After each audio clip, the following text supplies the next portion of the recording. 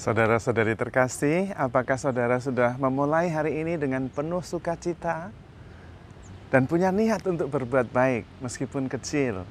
Semoga Tuhan memberkati niat baik saudara. Hari ini saya ingin mengajak kita semua merenungkan tentang akar permasalahan dalam hidup kita. Sumber konflik. Entah itu konflik keluarga, konflik relasi antar teman, maupun konflik yang lebih besar, terorisme, perang. Sebetulnya akarnya itu sama, yaitu salah paham. Gambaran yang keliru tentang orang lain, itu sebetulnya. Kita punya gambaran bahwa orang ini begini, orang itu begitu, dan itu yang keliru. Tidak pernah tepat. Karena kita tidak pernah bisa tahu persis apa yang telah dilalui orang itu. Prosesnya, perjuangannya, kesulitannya, kita tidak pernah tahu.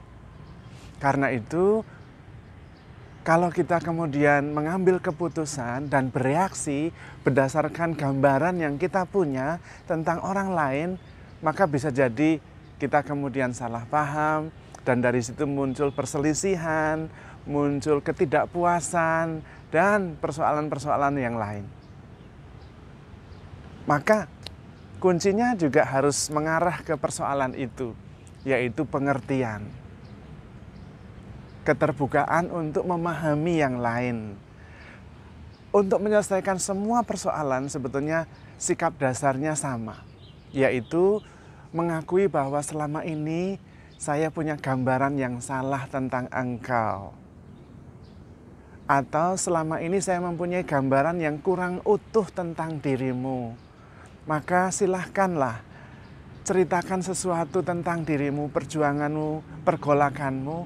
Saya ingin belajar lebih banyak, saya ingin mengerti lebih banyak, supaya kita bisa berelasi lebih baik.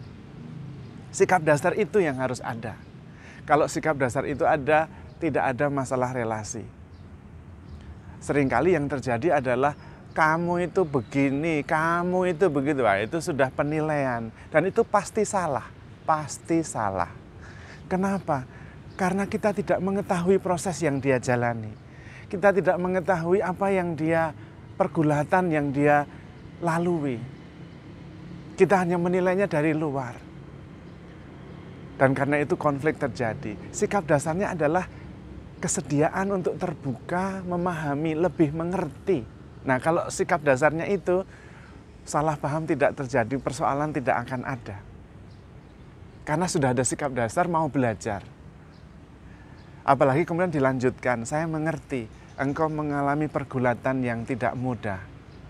Dan kita dalam relasi ini mengalami kesulitan besar. Tetapi itu bukan maksud saya. Saya ingin belajar supaya lebih mengerti dan memahami. Ceritakanlah pergulatanmu. Saya akan mengerti dan menerima. Dan karena itu akan lebih memahami dan lebih mengasihi. Kalau seperti itu sikap dasarnya, persoalan selesai. Karena itu Tuhan Yesus sendiri selalu mengajarkan kepada kita, jangan menghakimi. Karena itu pasti salah. Tetapi kita memahami, mengerti dan mengasihi. Empati, compassion. Bela rasa. Dan itu yang dilakukan oleh Tuhan Yesus. Tuhan Yesus datang bukan untuk menghakimi, tetapi menyelamatkan. Maka kita perlu memahami Tuhan Yesus. Tuhan Yesus sendiri menjamin mau menemani kita, mau membagikan dirinya. Karena itulah hadiah yang terbesar.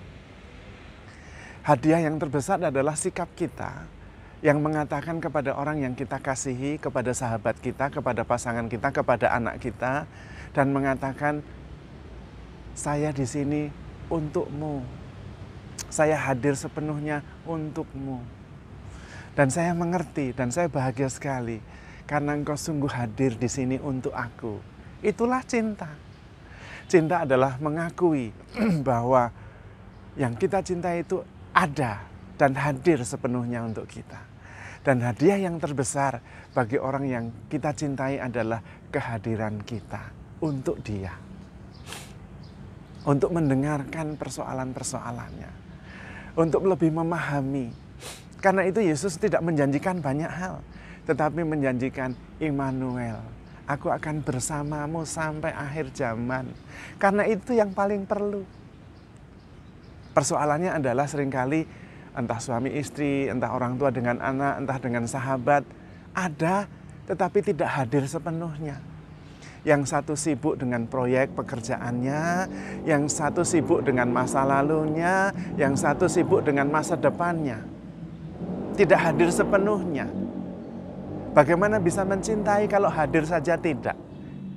Ada bersama tetapi pikirannya di mana-mana. Padahal hadiah yang terbesar adalah saya ada sekarang ini untukmu di sini. Dan saya merasakan engkau hadir untukku sekarang ini. Itulah cinta yang sebenarnya. Karena itu, menyadari diri sepenuhnya hadir di sini itu penting sekali. Dan itu juga yang diajarkan oleh Tuhan Yesus. Supaya kita hidup pada saat ini. Tuhan bersabda, jangan khawatir akan masa depan. Masa depan punya kesusahannya sendiri. Hayatilah hidup ini sekarang ini, hadir sepenuhnya di sini.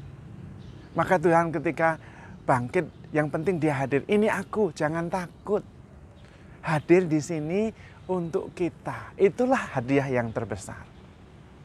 Dan kalau kita hadir sepenuhnya sekarang ini, saat ini, untuk yang kita cintai, kita bisa merasakan bahwa yang kita cintai itu sungguh hadir di sini untuk saya.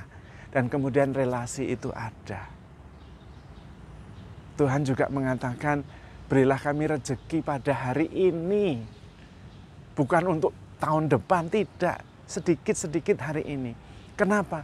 Kalau kita bisa menghayati sekarang ini, hari ini dengan penuh sukacita, penuh harapan, penuh kasih. Ya masa depan juga akan begitu. Karena setiap hari akan penuh sukacita, penuh kasih, dan penuh harapan. Maka jangan terlalu panjang ke depan, kita belum tahu. Percaya saja kepada Tuhan untuk masa depan. Yang penting hari ini, saat ini saya hadir sepenuhnya, penuh sukacita, penuh kasih, penuh pengharapan untuk orang-orang yang kita cintai. Dan kemudian kita juga bisa mengatakan, saya hadir di sini dan karena itu saya merasakan engkau hadir di sini dan saya mengerti engkau dalam pergulatan. Ayolah ceritakan tentang pergulatanmu, kesedihanmu. Aku ada di sini untuk mendengarkan, untuk mengertimu. Relasi terjamin, cinta dialami, dan kita akan penuh sukacita. Maka hadir dengan sepenuh hati, itulah cinta yang sebenarnya. Pemberian diri yang sebenarnya. Karena itu Tuhan Yesus dalam Ekaristi selalu mengatakan, inilah tubuhku, makan. Inilah darahku, minum. Lakukanlah ini untuk mengenangkan daku. Ketika engkau mengenangkan daku, aku hadir selalu untukmu. Dan itulah cinta, itulah komunio. Maka kita perlu belajar untuk sadar sepenuhnya tentang diri kita sendiri. Hadir sepenuhnya di sini saat ini. Jangan pergi kemana-mana.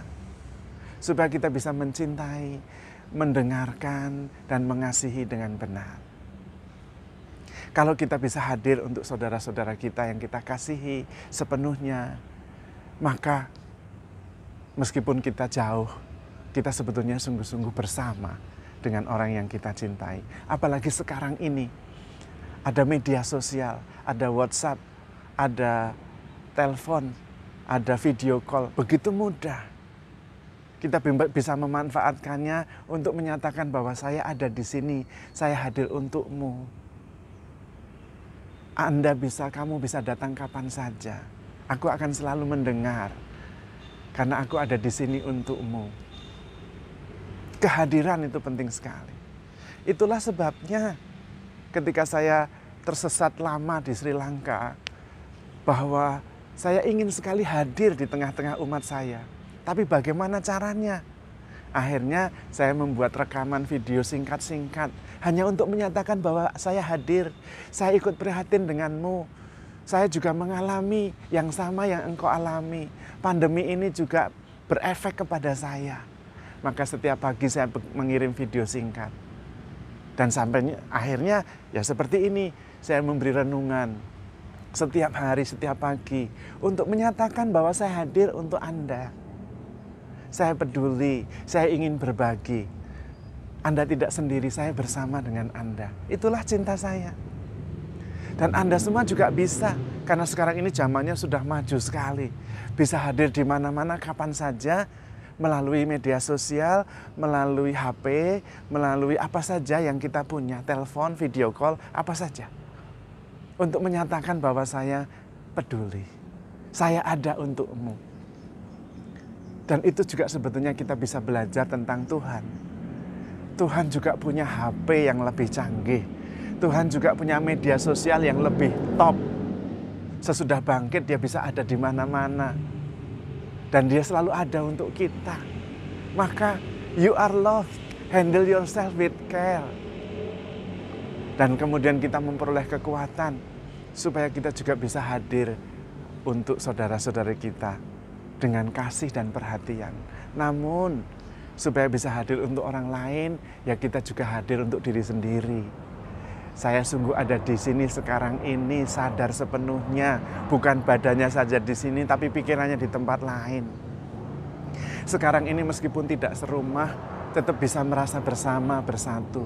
Karena ada WhatsApp, ada video call, ada media sosial.